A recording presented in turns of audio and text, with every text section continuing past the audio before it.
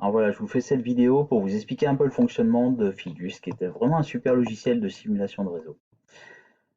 Fidus correspond, je vous montre ça là rapidement, Fidus correspond aux exercices qui commencent à partir de l'exercice 5 pour simuler tout ce qu'on a envie de simuler sur le réseau. Donc voilà, alors on y va. Ce qui est important, bien à saisir dans Fidus, c'est qu'il y a un mode concepteur et en fait un mode utilisateur. Donc quand je construis du réseau et que je paramètre du réseau, je suis en mode concepteur. Quand je suis sur ma machine en train de travailler, je suis en mode ici utilisateur. Donc là, je suis en mode concepteur. Donc je vais faire un réseau entre deux ordinateurs. On prendra plutôt le symbolisme du portable pour simuler un ordinateur et plutôt le symbolisme de la tour pour simuler un serveur. Donc voilà, je relie ces deux ordinateurs par un câble. Pour lâcher le câble, j'ai fait un clic droit. Et maintenant, je peux regarder le paramétrage de mes ordinateurs. Donc là, je clique dessus. Voilà, j'ai un nom, c'est un portable. J'ai une adresse IP ici avec un masque de sous-réseau. Si je vais ici, j'ai la même adresse IP, vous voyez. Là, il faut que je fasse attention. J'ai bien deux adresses MAC différentes. Donc, hop, je vais mettre une adresse différente.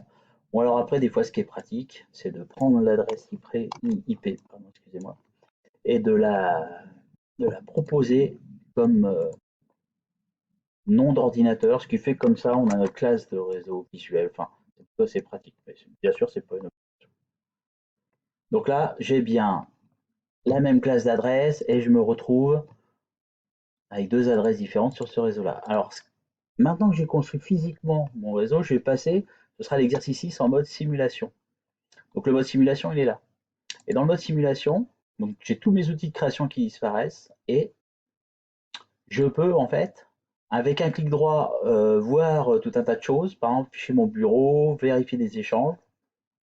Pour les élèves qui connaissent Wireshark, qui est un logiciel qui permet de regarder le trafic sur le réseau qu'on utilisera, c'est une version un petit peu allégée.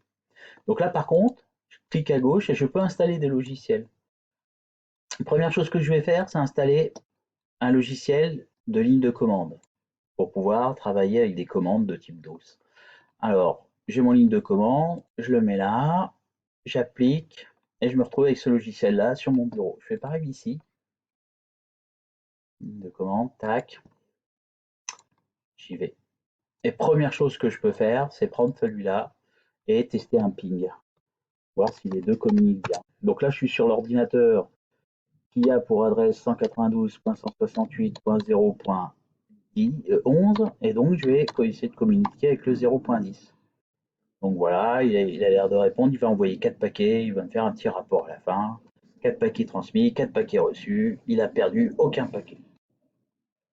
Donc voilà, c'est peut-être déjà un premier élément d'information. Alors ce qu'on peut peut-être regarder là tout de suite, c'est que je ne fais pas un clic direct clic gauche, mais je fais plutôt un clic droit et je peux essayer de voir un petit peu vous voyez, les données qui sont les données qui ont transité entre les deux ordinateurs. Et là, vous voyez, l'ordinateur 192.168.0.11 a fait une demande, ce qu'on appelle avec un protocole ARP, a fait une demande au seul ordinateur qu'il connaissait, enfin qu'il avait sur son réseau, 192.168.0.10.